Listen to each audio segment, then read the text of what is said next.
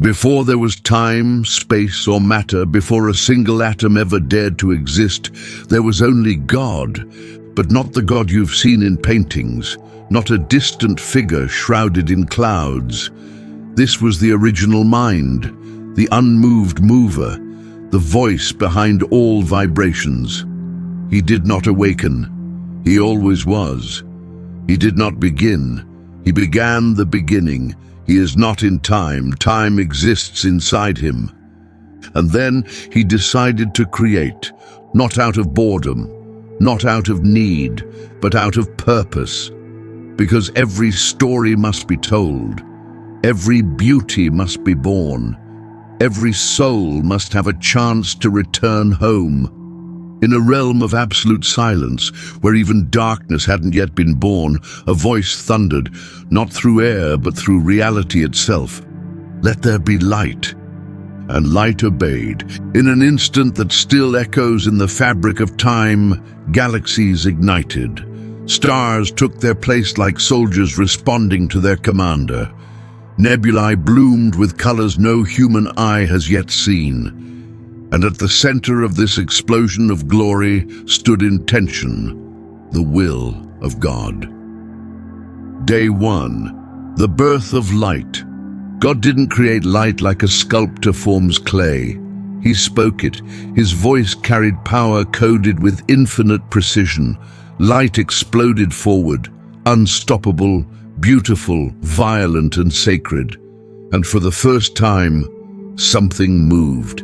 That was not the beginning of physics, it was the beginning of meaning. Day 2, heaven stretched like a canvas. He separated waters from waters. The chaotic primal elements bent at his command. What we call sky was born, not just a blue dome, but the boundary between realms, between the seen and unseen, between man and eternity. He didn't just create a sky, he created the threshold of wonder. Day 3. The land rises. God called forth dry land, not with a bulldozer but with a word. Mountains pierced the oceans like spears, valleys formed in reverence, and on that land, without seed, without root, life obeyed. Trees rose, flowers opened, fruits burst from invisible laws coded into bark and leaf. Creation began to taste sweet. Day 4. The clocks of eternity. God marked time not to age but to anchor. He placed the sun and moon not just to warm or cool, but to govern days and seasons. He choreographed the dance of stars so that man would one day look up and ask, "Who did this?" Day 5. The song of the seas. From silence came the splash. Waters were commanded to swarm with life, not just fish, but creativity in motion. Dolphins, whales, tiny glowing organisms. And above, in the invisible winds, birds sang their first notes in a symphony authored by the divine. Day 6, the divine signature. God made beasts, lions, eagles, serpents, sheep. He filled the earth with motion, instinct, and strength.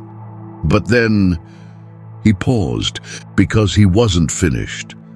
This last creation would not be spoken into being. It would be shaped, formed, intimately crafted from the dust, kissed with breath, infused with his image. He made man, and then from that man he made woman, not as an afterthought, but as a completion. Humanity was born, not just to live, but to rule, to reflect, and to relate. Day 7, the silence that speaks. God rested not from fatigue, but to declare it finished.